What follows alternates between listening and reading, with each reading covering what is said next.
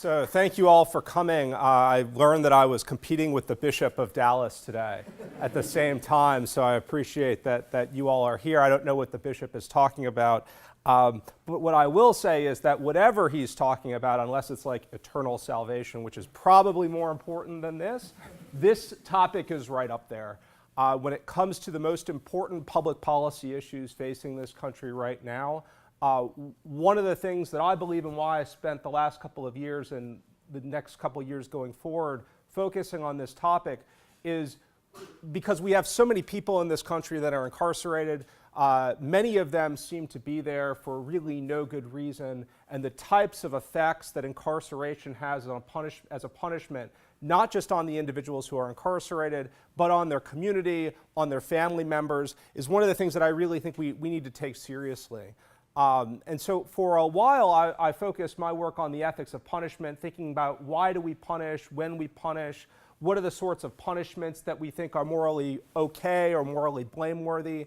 And what I realized the first couple of times giving that talk and talking about issues, talking about issues related to mass incarceration and the current situation of criminal justice in the US is that most people simply don't know how many people are incarcerated right now, why they're incarcerated, where they're incarcerated. And so if you do know those statistics, I apologize because I'm going to go through them. If you don't, it's important to understand how many, where they are, why they are there, before we think about possible solutions, because this will be my only joke, because although we have Congress people who don't like to talk about facts or think that it's more important to be morally right? The only way you can be morally right on any practical public policy topics is if you know what's going on, period. And so first half of this talk is here's what's going on, and then I'm going to give you some thoughts about maybe how we can change the direction of some of this stuff where there are problems, and then open it up for a discussion.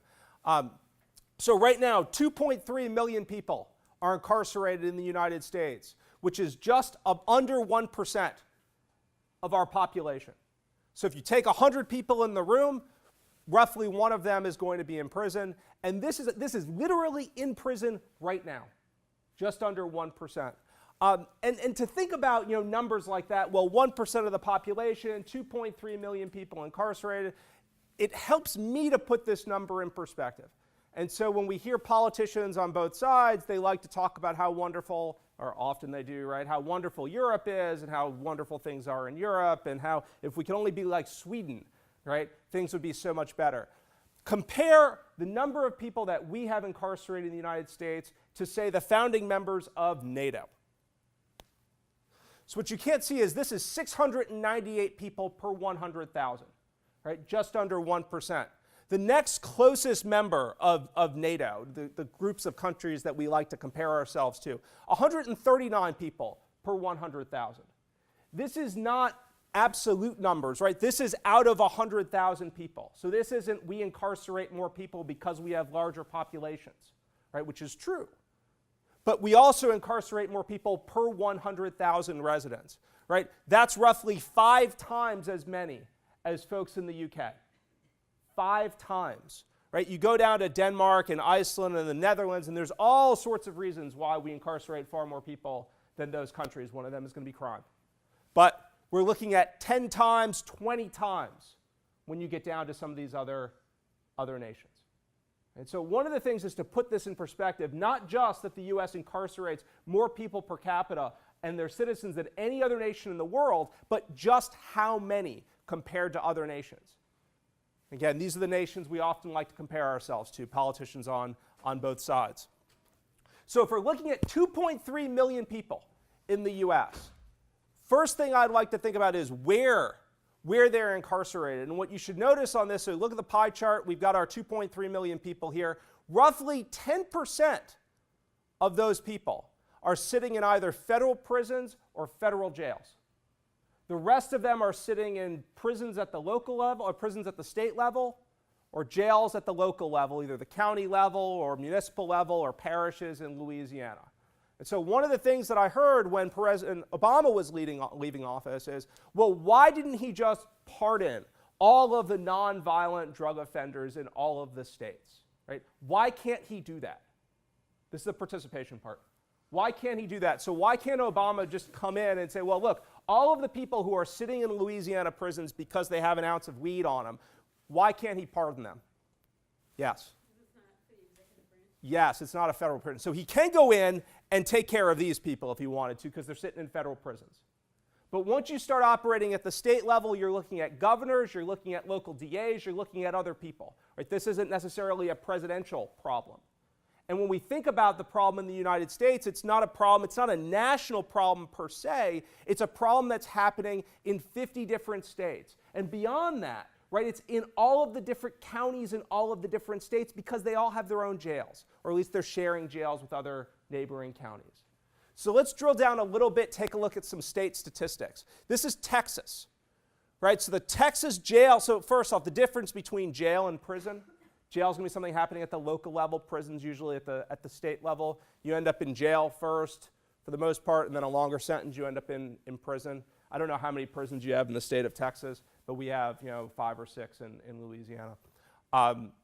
So what you're looking at is a significant rise in the prison incarceration rate over the last 20 so years. But what's important again is to put this on the scale of our NATO countries and looking at this compared to the rest of the United States. So again, this is your prison population, your jail population. You're roughly 700. If you look at Texas compared to the rest of the United States, there you are. Yeah, so this is 891 here. So it's roughly 30% more than the average, 25, 30% more than the folks you're incarcerating at the national level. Right? That's not the national level. It's not federal. It's an average of all of the states plus the federal prison. So you can look at other states, right? So this is Louisiana, where I'm from, right? And again, it's bottom left to top right, and the jail incarceration rate is pretty much level. But not all states looks like this. So this is, my wife's from Massachusetts, and I put up this chart, and she says, see, we're better than everyone else. And it's true, right? So what's really important when you're looking at graphs like this, right? They all start bottom left, going to the top right. But what you should notice is this axis here, right? Because when you put them all together, right, so you got Louisiana and Texas up here, you have Illinois kind of in the middle, Massachusetts is down towards the bottom. Every state's giving you a different number of prisoners, right? And how they got there and why they're there is different in every state. And so one thing to take away from this discussion today is that this isn't a problem that, say, is solved at the national level. This is a problem that's going to have to be solved at the local level, and it's going to have to be solved differently in every individual state, and possibly differently in different counties when you go to different states. So if you're someone who cares about local issues or wants to get involved, this is one of those issues that you can get involved in and make a significant difference at the local level because of these numbers and because of how the policies affect people in your community in terms of who's going to jail and who's not, and what laws put them there. So again, 2.3 million people incarcerated in the United States. Again, this is how it's split up. We got roughly 90% state prisons and local jails. But confinement is only one part of this. So let me go back, watch the colors, right? The teal, the orange, and the yellow there, right? 2.3 million people on this chart, that's this. This whole pie is the number of people who are either incarcerated right now, in prison, or on parole, just under 3% of our population. Difference between prison and parole is another participation part? Yes. Okay, prison, you're actually incarcerated, and parole, you are out, but still under supervision. Yeah, I'm sorry, I said difference between prison and parole. Difference between probation and parole. And you're absolutely right. Probation is? Probation is for lesser offenses, I would say, than parole. Parole, you go to prison. Probation can be a court order. Yeah, so parole, these are people who were in prison at one point and have been let out, right? For one reason or another, they have to follow certain rules. If they don't follow those rules, they're back in prison. Folks on probation, instead of going to prison, they got an alternative sentence, alternative punishment, or a warning, and also have to follow a set of rules. And if they don't follow those rules, they end up in prison. So these people, 7 million people, it's not unreasonable to say that all of these people are under state control in one way or another. It's not necessarily that they're in prison, but they've got to report in with a probation officer. They have to follow all sorts of rules. If they don't follow those rules, they end up back in prison. And how this splits up, right? Again, this is the theme of this talk. How this splits up, whether people are on probation, parole, or in prison, is going to differ depending on the state. So Louisiana, we have a nice, healthy distribution here. We use everything, right? I'm not sure that's good or not, right? You said it was, well, that's really good. I don't know if that's really good or not. But we seem to have a nice split between folks who are on probation, parole, local jails, sitting in state prisons. They're all over the place in Louisiana. 2.6% of people in Louisiana are under state control one way or another. Now, Texas is coming next. Watch the probation number for Texas. It goes up significantly. So again, you guys have the same percentage of people under state control, 2.6%, which is more people, right? 28 million people in Texas, 4.6 million people in Louisiana because you're a bigger state, right? But half of the people under state control in Texas are on probation. Compare this to Massachusetts. Watch the big red again. It's going to get bigger. Right? So how they deal with people now, only 1.4% in Massachusetts under state control. So it's fewer people in the system generally, and the vast majority of them, right? There's Texas, there's Massachusetts. The vast majority of those people are on probation. And so they weren't in prison, they've been released, they're out, they're able to live their lives, they're able to work their jobs, they're able to be with their family, they have to follow certain rules, but they're still out in the community, they're still out doing stuff. Right? They're working, they're taking care of their families, they're paying their cars, paying whatever else. Right? So there's different ways of dealing with this. So it's not just that we have people, when we think about mass incarceration, it's not just that we have people sitting in our prisons, it's how we also deal with folks when they've done something wrong. Well, let's assume that all these people have done something wrong for right now. Makes it easier. It's kind of sad when you think about it the other way. But, right, so these are people, how we deal with them when they've done something wrong. And when I say deal with them, right, this is also part of the problem, because a lot of times when we think about how do we deal with people who have broken the law, we set ourselves up from the people who are being punished. Because I'm not sure, the other thing is, it's not just that there are human beings here with families and whatever else, but how these decisions get made also depend to a significant extent on things like race and economic class. That often controls whether someone ends up on probation or whether they end up in jails. Right? So racial demographics of incarceration. So population of whites in the US is around 64% of the population. Right? 40% of the incarcerated people in the United States are white.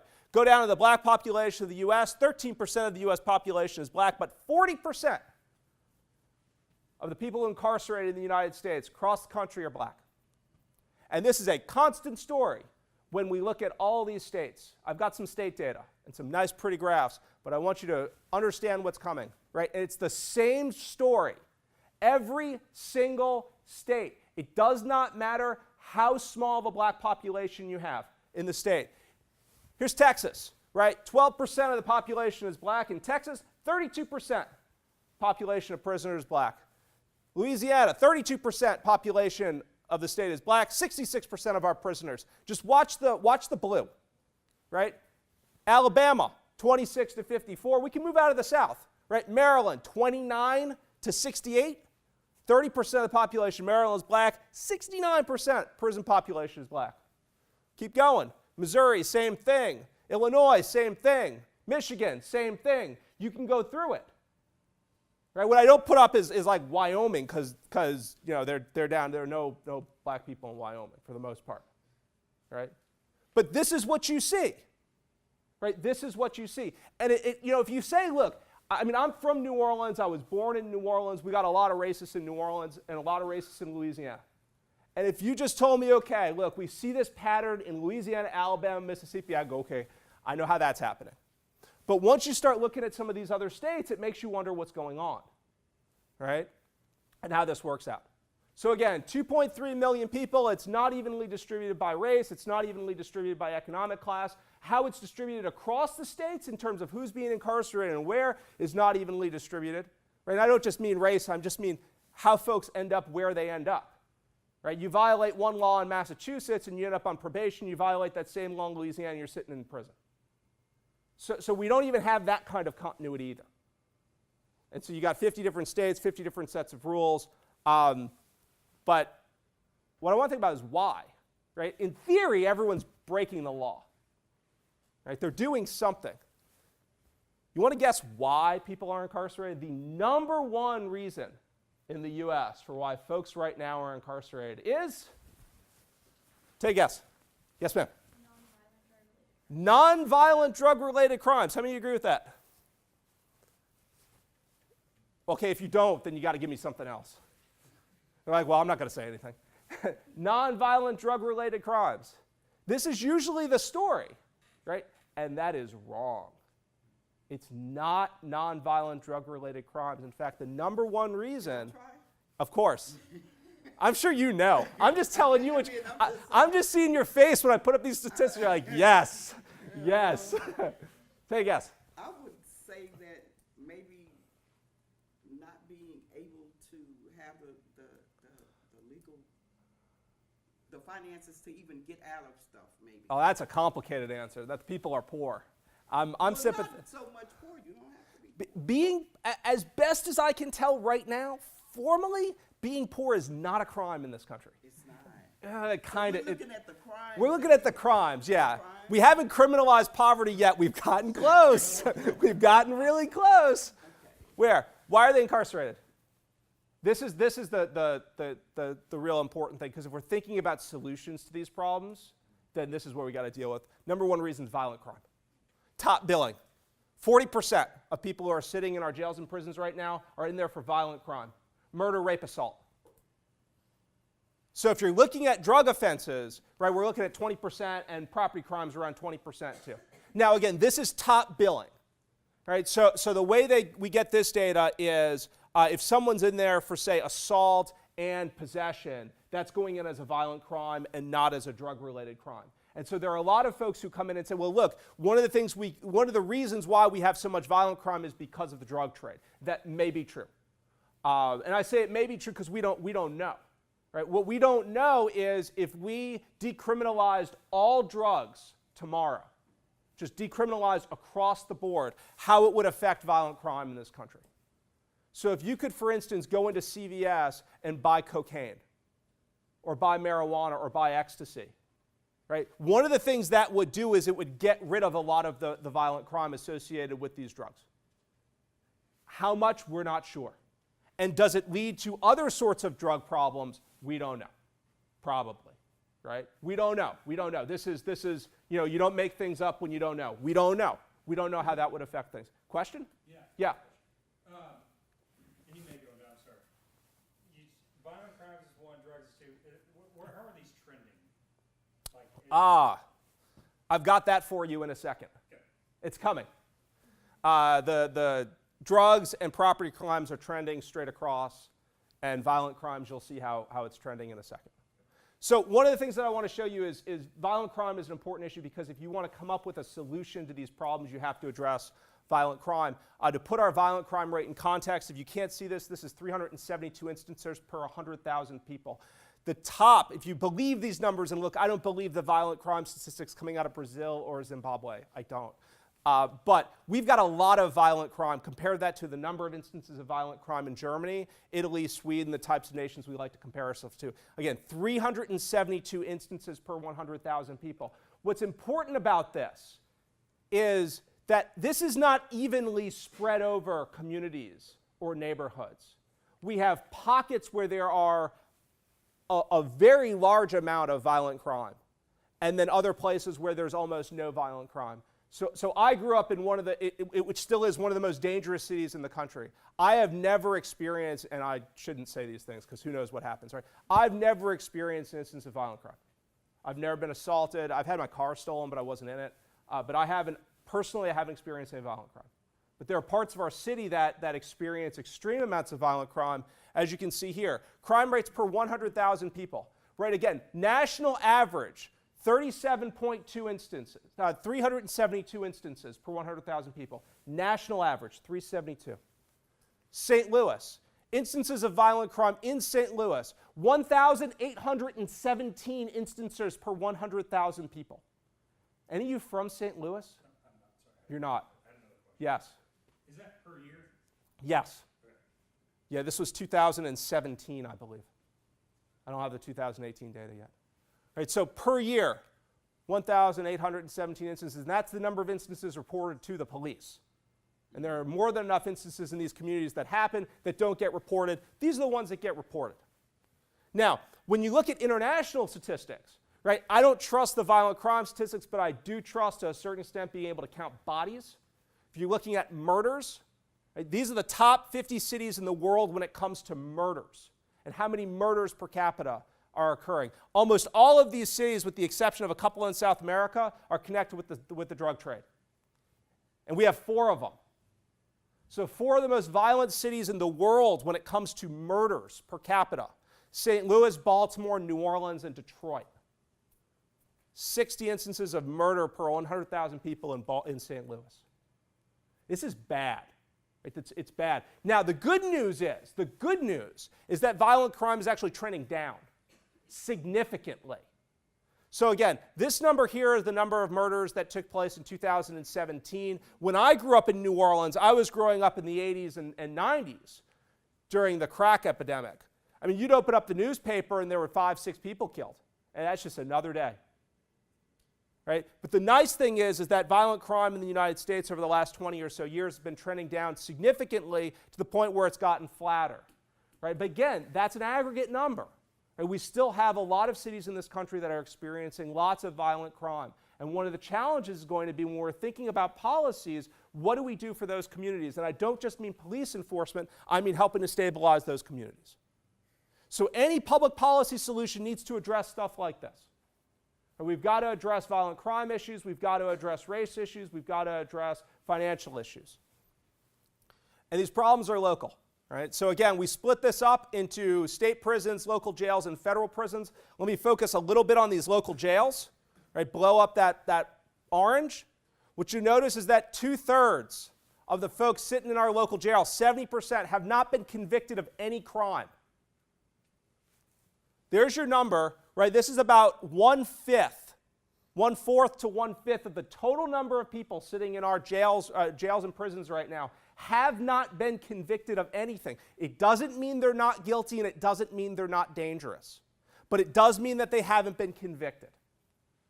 Right? These are people, in many of these cases, especially for these drug offenses over here, the public order offenses, some of these property crimes, and even for some of the violent crimes, if they had the money, to your point, they could get out. They could bail themselves out. So R. Kelly's been in the news the last couple of days, right? That he had some problems with some children and sexual issues. But even R. Kelly, who he could get out of jail if he'd come up with $100,000. Right? So you've got other people who have been convicted, who are on trial for murder or are on trial for assault or rape. They can get out if they've got the money. So we're making a decision right now in our criminal justice system that certain people can get out, other people can't get out, depending on whether or not they have the financial resources to buy themselves out. And you might worry that this is a problem from the standpoint of justice or from the standpoint of public safety. Yes, sir? Can you tell me, of the 451,000 who are not convicted, how many of them are awaiting trial? How many of them, does that include people who... All of them. All of them? Yeah, these are all people who are currently sitting in our local jails right now who are awaiting their court date. Because once they've been convicted, they either move down to here if it's a short sentence, or they move back, they move to here, or they get let out. Would be in the convicted, then. So yes, plea bargaining would be down here. So these are people who are sitting and waiting for their court date. Yeah, they're sitting. Any idea of what the average length of time they've been in jail is or something like that? It depends. So I went to the Dallas jail lookup system. It's almost like that question was like, you knew what was coming. So one of the things I like to do when I give this talk is go and look up your own jail stats and see how many people I can find, because I found some really awful stuff in the past. Unfortunately, this one, I could look up people by last name, first name, and then they made me input race and sex. So I started searching with, so my initials are CS, right? So I put in last name just beginning with an S, first name with a C, race and sex. I did one search for black men, one search for white men, just to see who came up, right? And in this case, we had You know, this guy like Kevin Swinney comes up for assault with a deadly weapon, right? These are all of the black men currently sitting in your county jail right now whose first name begins with C and last name begins with S. There is no other way to do a full search. Other places I can do a full search. Now, what I did do is go through all of these, and what you would be perhaps happy to know is that no one is sitting in here for any sort of possession charge. So everyone in here is someone who has done either it's a violent crime or a property crime. There is no sole, just possession. At least for folks with CNS. When I did the white guy search, it was the same. But what you'll notice is that there are far more black men sitting in your prison than white guys. Again, maybe just CS is a popular initial combination for black men instead of white men. I don't know. But again, these are people sitting in there as of last night when I ran the search. So here's what I did. So this is Forsyth County is in North Carolina. Some of you know where Wake Forest University is. Forsyth County had some really interesting or good jail statistics. I want to show you what you can find. This isn't Dallas. This is Winston-Salem, North Carolina. And it gives you an idea of what you can see when you start popping this stuff up. So in the Forsyth County jail, you're looking at 83% men, 17% women. And again, it's going to be different county by county, but what I want to show you is just one set of data, because this is one of the few places that I could actually pull full data. So in Winston-Salem, 26% of the population is black, but 55% of the prison population is black. And you see that's just, again, a common trend. Now, Winston-Salem is different because most of the people in there are not in there for violent crime. They're in there for theft, drugs, or fun, gun possession, illegal gun possession in Winston-Salem. I figured everyone in North Carolina owned a gun legally. Apparently, there are a lot of people who don't. They own them illegally. The problem is, so some of this problem is time in jail. And so these were people who were sitting in the Forsyth County Jail in North Carolina who were awaiting trial. And the average amount of time for folks sitting in jail was 88 days. So that was someone who's been charged with something, but it hasn't gone to trial. They're just sitting. And for black men, it's 99 days. For white guys, it's 61 days. And this here is purely a function of being able to bail yourself out. This was not a function when you look at it of who's committing what crime, whether it's more violent crime, whatever else. This is purely a function of bailing yourself out because we were looking at the number of people sitting in the jail. And then bail, when you look at it, the average person had a bail amount of $18,000, and what you needed was 5 to 10%, depending on the crime. So you're looking at someone who needed to come up with, in some cases at the average, around $1,000. But you had a number of people, 37% of the black men sitting in the Forsyth County prison had bail amounts of less than $5,000, which means they could get out of prison if they could just come up with $500. And you look at this and say, if I can get myself out of prison for $500, right, am I really all that dangerous? Should I be sitting in prison or should I be sitting in jail? And if the answer is no, then what do we do with folks? Because obviously we want to make sure if they've done something wrong, if they come back to their court date. But one of the things is when you start looking at bail statistics, right, and when you start looking at return, right, when someone's let out on their own recognizance, right, no bail, as opposed to paying cash bail, you don't find any studies that show that people who are given bail, right, have any higher rate of return than people who are just released on their own recognizance. So one of the motivations for something like cash bail is to make sure that people come back, but it turns out it doesn't actually change anything. And so we have a lot of people, again, sitting in prison or sitting in jails that are there for relatively small amounts of money because they can't come up with a couple $100s. And you just sort of look at this and say, there's something that seems unjust about this. There's something that seems not quite right about this. And so if we're looking for public policy solutions or problems, say, okay, here's a problem. What maybe can we do to arrive at a solution? So this sort of gets us to this discussion of how we got here. And Professor Wolf's introduction to me sort of kind of gives away what I think the answer is to how we got here. And I think the answer, like a lot of things, is to follow the money on this one. With most of the problems that we see in this country, usually you can follow the money and see how we got there. And so Jason Brennan and I argue that it's financial incentives basically all the way down. And the problem isn't that it's not the financial incentives of the DA. There's certainly those. It's not the financial incentives of the people who are sitting in the prison, the people who are running the prisons. It's certainly that. It's not financial incentives of, say, the private prison industry. I mean, it is, but so few people are in private prisons right now. The problem is it's like everyone has a financial incentive to keep these folks in prison, because the vast majority of people sitting in our jails and our prisons have no money and have even less political capital. But what they do have are bodies that can be used by states and state entities to extract money either from the municipal government or the state government or the federal government by taking care of those bodies in the prison. And again, if you care about the interests of justice, this is a problem. Just to show you sort of, I pulled some newspapers. This is a little old, obviously, because Sessions is no longer in there. But being soft on crime doesn't work, right? We see all the time when people are running for political office, one of the ways you go after your opponent is by saying the person is soft on crime, right? So what ends up happening is jail sentences get ratcheted up. Some of you may know how the census is done. So the census counts people, and by how people are counted and where they are, we allocate representatives and we allocate other things. Do you know where prisoners are counted in the county? Take a guess. There are two options. Well, they could not be counted, right? They are counted. So you have two options, right? You can count them where they are in the prison in that county, or you can count them where they're from, right? Where do you think they should be counted? Where they are. You think that where they are in the prison? But I'm just saying. That's the answer. That's the right answer. That's not, I mean, so here's the problem. Here's the incentive argument, though, right? So if you count the prisoners where they are in the prisons, where are most of our prisons in our country located in the states? And they're in rural areas, right? So if you have a large percentage of black men sitting in our prisons who are not from these rural areas, they're being moved from urban areas out to rural areas where then their bodies are counting towards the election of more people from the rural areas who will put more people in the prisons. There's a financial incentive to then keep them there. Right? This goes away if you just set up the census to count these people where they're from because you have home addresses. Right? And these are all simple things, right? So we had our governor currently right now had a criminal justice reform package. One of the things that he did was he released 1,000 folks early. Just under 1,000, 978 people early.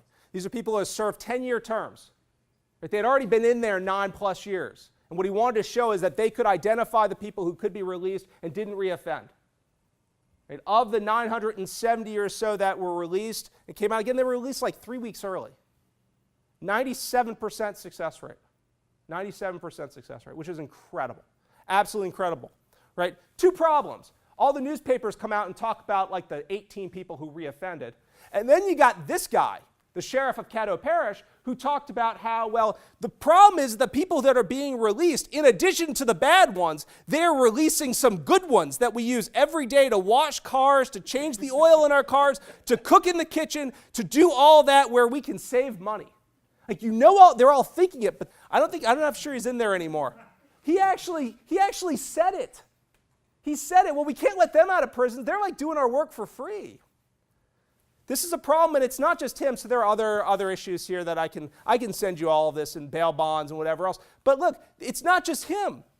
This is Unicor. This is a federal prison industries. You can go pull up this website. This is the federal government's program to try to get prisoners working with job skills. They train them, and then when they leave, they're supposed to have certain skills, right? So they build furniture, they operate call centers, they do all sorts of wonderful things, right? You go on their website, and it literally says, oh yeah, and none of them get paid, or they get paid like 6 cents an hour, right? 2 cents an hour. And all of you, I was in a talk not too long ago where I pulled up the chair in the room, and it was a Unicor chair. All of you have used products that this organization produces. They were doing work for McDonald's, doing some of the packaging. They were manning AT&T call centers. They were doing stitching for Victoria's Secret. They were doing a whole bunch of stuff, building desks and everything else, right? But what's the benefit? On their website, imagine all the benefits of domestic outsourcing at offshore prices. It's the best kept secret in outsourcing, right? Have the prisoners do the work at 6 cents on the dollar. And I'm torn about Unicor, right? This isn't me coming in and talking about, I don't hate cops. I don't hate the criminal justice system, right? I have families that are in law, my family members are in law enforcement and criminal justice system. But The problem here is, I understand a program that says what I'm going to do is help train people so that when they get out of prison, they can get jobs. That's a wonderful thing to do, and it's the type of thing we should be doing. One of the things that they're doing here is, say, teaching prisoners or having them do plumbing. But here's the problem. In order to be a plumber, once you leave prison, you have to get a license. Right? If felons can't get licenses to be plumbers, what's the point of having them do this in prison? And so there are a lot of programs like this where you're teaching them to be a carpenter or a plumber or work in a call center or whatever else, which is great in theory. I have no problems having prisoners voluntarily work for these organizations if when they get out they can get jobs. The problem is a lot of times they can't. So again, I'm torn on some of this stuff. We're thinking about, so when this is just a presentation of, look, this is what's happening, because part of me wants to say, okay, here are the solutions, here are the problems. Some of these questions are really difficult. What do we do? Because my guess is that if I asked all of you, and I can ask all of you, how many of you think that, well, one, that plumbers should need to be licensed to operate in the state? Are you okay with unlicensed plumbers? Do all of you think plumbers need to be licensed? Okay, so if all of you think that plumbers need to be licensed and plumbers are going to come in your house, do you want to exclude felons from being able to get licenses? I mean, part of me says, yeah, right? These people are dangerous, right? But the other part of me says, well, okay, and we have a lot of people who are being put in prison for felonies. How do we get them back into our society? This is not an easy question. There are no easy solutions, but let me offer you some solutions. That's just actually this is worthwhile. In terms of just total amounts of money, so if you look at this entire criminal justice system, prison industrial complex, right, it's $182 billion. Just so you get an idea of how much money this is. I was going to skip over this, but it's worthwhile just to understand how much money we spend, $182 billion, on the prison industrial complex. Right, that's 2.5 times what we spent on SNAP and WIC and so food stamp programs in the country. It's a third of what we spend on defense. It's a large amount of money, and then when you add to that the economic productivity of people who are in jails right now and who are just sitting there, assuming that they worked, say, minimum wage, and this doesn't even count the amount of money we spend on them just keeping them idle in beds. You're looking at more than what we spend in the entire country on Section 8 housing. It's a lot of money. It's a lot of money. So some solutions. You're probably going to find some of these unsatisfying, but this is the real challenge, is what do we do? So the first one is perhaps the most obvious. If you want fewer people in prison or in jail, or you want fewer criminals, generally you should reduce the number of crimes. Right? And so that doesn't mean that we should make murder legal. But it does mean that perhaps there are a lot of crimes or things that we criminalize right now on the books that maybe shouldn't be treated as crimes. One of the things that I mentioned before was, imagine what would happen if all drugs were decriminalized and you could provide them in CVS or by prescription, or just not punish people if they're caught with drugs. I think that would be a great start. Right? So principle number one, if no one's harmed, why make it a crime? And I think Professor Wolf and I might get into that on this one. Yes, sir? Physical harm? Is that what we can debate on what that is. Right? So if no one is harmed, it's not a crime. I imagine you can make some sort of argument for why marijuana use is a harm. I don't think that argument would get very far, but we could have that discussion. So then you would also look at, okay, so no physical harm, right? But then imagine that there are harms. Why do we think that automatically the first step when dealing with someone who's been harmed by someone else is to approach it through the criminal justice system, to go to the police or go to the DA? If I go up and assault someone else, right, why don't we treat it as a tort, right, where we go after someone for money? Now, in some cases, it's tough because there are people who assault others who don't have any money. Right, don't have any resources. We'd have to work out a system as to how that works. But again, if you think about how much money is going into the prison industrial complex, we're dealing with a lot of money.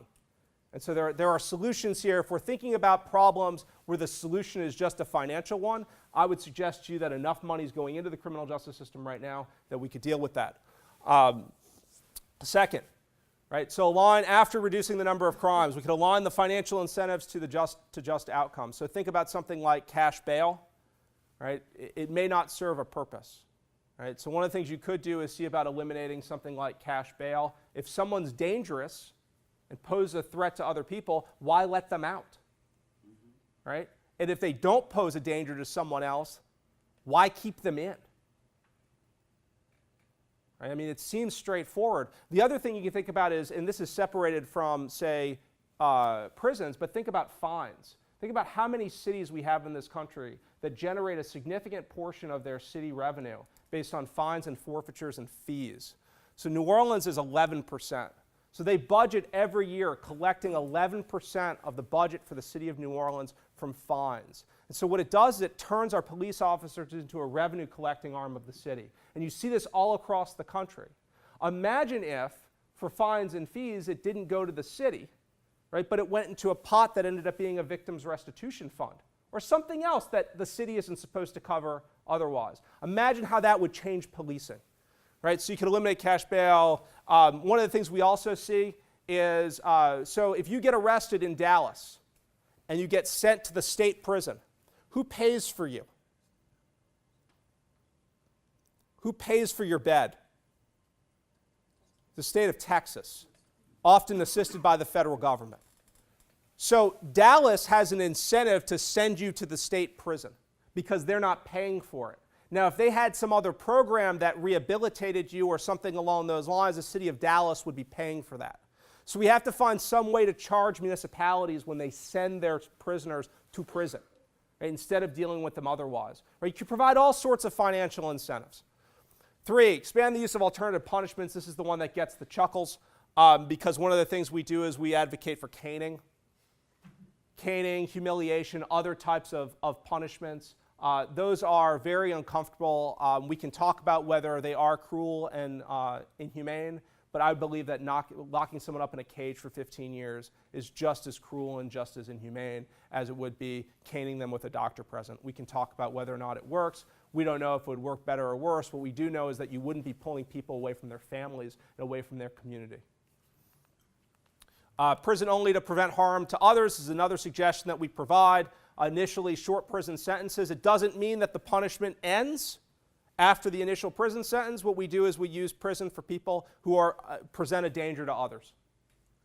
Once the danger once someone decides that the danger is no longer there, you punish them in some other way, community service or whatever else. The goal is to get them back into the community when they can. I can send you all of these. Professor Wolf I can send you this. You don't have to worry about writing it down. There are also barriers of sensible legislation. One of the things you see, this is kind of interesting. This might be a correlation causation issue. This is the number of prisoners that you see per 100,000 people in the United States, the pink graph. What this box is right here is when the federal government opened all of the congressional hearings to the public. Right? Sunshine laws were created. And what's weird is, so you know lobbyists in D.C., right? You know why they're called lobbyists? Because they used to be forced to stand in the lobby outside of the meetings, and now they can go in. And one of the problems when you don't have closed-door meetings is you don't have people who are able to sort of horse trade, right? And so what you see is a ratcheting up of harshness of punishments, the number of laws that punish people, because no one wants to be seen as being tough on crime. So someone suggests to me that this is one of the things we could do. We can go back to less transparency in the government, surprisingly. I'm not sure I'm convinced on this, but I'll put that up there. This is what I want to focus on, and I'll spend a couple minutes on this to better understand the causes of crime. One of the best ways to reduce the number of people in prisons and in jails is to reduce the number of people who are committing crimes. And it seems very obvious, right? But one of the things we need to think about is what's causing people to commit crimes to begin with. If you're interested, any of you science majors, environmental science or chemistry, I was a long time ago. None of you. So now I can just make up whatever I want because no one's like, no. So Vox did a really the journalism people of our time, right? Vox did a really interesting study a couple months ago. It came out about the correlation between lead in the water in a number of these cities and crime rates. So one of the things we could look at is environmental causes in some of these areas. We see higher crime in certain areas. Vox's study suggested that it was a higher lead rate in those areas that caused aggressiveness, it caused other problems. You see this in Flint, you've seen this in other areas. I don't know. I'm not an environmental scientist. The Vox piece looked interesting. A number of environmental scientists I talked about said it was reasonable. I'm convinced there are other problems, but looking at environmental causes could be an issue. One of the things that we also look at, and I think this is where Professor Wolf and I will agree, is that we've seen a significant decline. I'm trying to figure out where that light is coming from on you. It's okay? Okay. One of the things we've seen is a significant decline in the role of community organizations, churches throughout the country. I would think that you could see a correlation between the decline in churches and other social organizations and the increase of crime and decreased stability in these communities. That's a much tougher, you're going to have to undo a lot to undo all of that. Here's where we're focusing our attention, which is the role of entrepreneurship in helping to stabilize some of these communities and reduce crime. So one of the things that you've seen recently, and perhaps as you've seen, there have been a number of articles over the past couple of years talking about black entrepreneurship and how we need more black entrepreneurs and people in these cities where you see high crime rates starting businesses. And not businesses like e-businesses, but things that take up physical space in the communities. Opening up corner stores, opening up barbershops, opening up restaurants. It's because those things stabilize these communities. And those are the things we don't see right now in many of these communities. And so we see a number of articles that have come out about this. They all seem to come back to this one piece of academic scholarship written by Karen Parker. And so one of the challenges that we have is, well, is this data right? And it's one of the things we're working on to try to understand, would more entrepreneurship in these communities help create more businesses and help stabilize the communities to the extent of, well, look, if people are taking ownership in their community, one of the things you're going to do is see more, I'm not going to call it community policing, I don't think of formal community policing, but I'm thinking of like grandparents and parents like telling their kids to knock it off because they're part of this community. And you're not going to want to go around destroying stuff. And you have a future to live for. There's no reason to go assault people and go rob people. So we got this grant to look at some issues related to entrepreneurship, predominantly in black communities throughout the Southeast. And it's a little bit awkward. Like I'm the white guy in pink pants, right? That I lived in New Orleans, but I didn't live in the part of New Orleans that was violent. And so we're working with a number of historically black colleges and community organizations in these areas to try to figure out, one, what are the opportunities that are available? And two, what do they think is needed to stabilize these communities? Because let me show you one interesting, one last piece of data, and then we'll start a discussion. So this is the crime clearance rate in the United States. The crime clearance rate is when say there's a murder. When someone is arrested for the murder or for the assault, right, it doesn't mean that they've been found guilty or whatever, just arrested. They've identified someone who they believe has committed the crime. That crime is considered to be cleared. And so when you look at murders in the United States, 61% of murders in the United States, the police arrest someone that they believe are responsible for committing the crime. That's not a high number. Right? The other 40%, they never even arrest anyone. And then when you start going down, right, violent crime in the US, they only arrest people 45% of the time. And again, that doesn't even mean they find them guilty. They've arrested them 45% of the time. Yes, sir? Do you have any international statistics? I do not. I do not have international crime clearance rate statistics. What I do have, though, is some interesting data by the cities. So the Washington Post put together this really interesting database of murders because you can count bodies. Unfortunately, it's easy to count bodies. It's tougher to talk about assaults and rapes and whatever else. Dead people are dead people. And they've pulled up all sorts of, it's a homicide database for everyone who's been killed in the top 40 cities or so in the past couple of years. This is New Orleans. How many of you have been to New Orleans? Okay, so this is the part of New Orleans right here that you visit. The Superdome's right here. Bourbon Street is right there. This is the French Quarter, right? So what you see on this map are green areas of the city where crimes or murders get solved, and orange parts of the city where people get arrested, where people get murdered, and no one ever gets arrested for it. We can expand this out to different parts of the city. So all of these orange blobs are parts of the city where people get murdered and no one gets arrested. Now, there are other parts of the city, like up here in Lakeview and down here in Uptown, right? No one's getting murdered in those places. So there's no green or orange. But we've got some green parts, we've got some orange parts. What's really interesting, and Washington Post did us a service here, is that we can overlay this with race. And just like with the other states, you're going to see a pattern. Purple is the black areas of the city. Notice how nearly all of the orange parts are completely enclosed within the areas that are predominantly black. This is not a pattern that you'll just see in New Orleans. Here's Dallas. You guys only have a couple of blobs, orange blobs, but they're predominantly in either the black or Hispanic parts of the city. This is Baltimore. Notice all of the orange blobs. Notice how they're all completely, for the most part, within the black areas of the city. This is St. Louis. Same thing. Right? And so one of the problems that we're seeing is that for whatever reason, right, so there are, it's not so much that you have more murders taking place in the black community by proportion, although you do. The problem is also is that you have no one being arrested for these crimes. And that presents a real challenge. This is what parts of these cities look like. This is New Orleans, certain parts of New Orleans that you don't see. These are not pictures that I took after Katrina. These are pictures that I took like a month ago. Someone was living in this house. Someone was living in this house. Someone was living in this blue house. No one was living in this house as far as we could tell. But people are living in these houses. I mean, people live in these communities.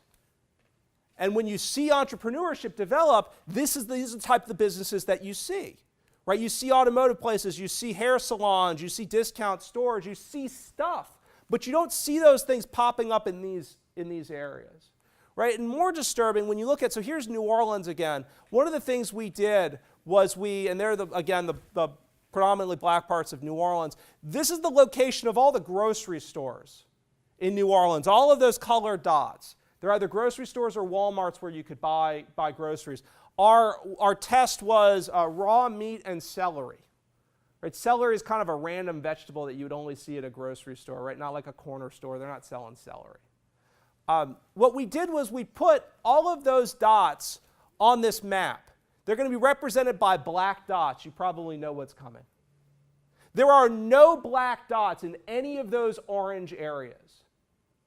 So any of those areas where there are low clearance rates for violent crime, no one has opened up a grocery store. Which means that if you want to go shopping, you either have to get a delivery service or you need a car, because there's really no good public transportation in these areas either. It makes it incredibly difficult to live in these communities. And so one of the things that we're looking at is what needs to be done to bring businesses to these communities. Because it's kind of like a chicken-egg thing. What comes first, the crime drop or the businesses? They come together. And you see maps like this, and you start seeing all these grocery stores. And I don't know about you, we live 2 minutes from a grocery store.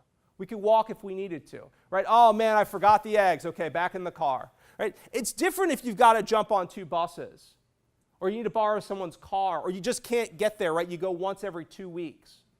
It makes it very difficult to live. And so one of the things we're looking at doing is, well, how do we bring some of these businesses back to these communities? And so that's not necessarily, say, a reforming of the criminal justice system, but it's something on the front end. Because if you care about this issue, the solution isn't just, well, look, how do we change the laws? Right? What can we do with DAs, right, to get them to stop cracking down on people? How do we realign financial incentives? All those things are important, but you've also got to start on the other side. There are people, a large number of people, a disproportionately large number of people in some communities that are committing crimes, and not just any crime, but violent crime. And if you want to address this issue, we're going to have to find a solution for violent crime, because as much as a lot of people want to let folks out of prison, out of jail, you can't do it with everyone. And so you've got to stop folks from before they get to the point where they feel like they can or need to do these things in order to live or in order to get by. So those are our six possible solutions, and obviously they get expanded out. But I'm very happy at this point to take some questions and open this up for discussion, because a lot of this, when it comes to public policy, like almost all public policy issues, I can come in and have a great idea, right? I can come in and show you why caning is the best solution to this problem. But if none of you vote for it, or if your politicians try it and they get thrown out of office, it's not going to work. And so part of this is not just thinking about solutions that might work in theory, but also work in practice when it comes to support from the people who are going to elect it. So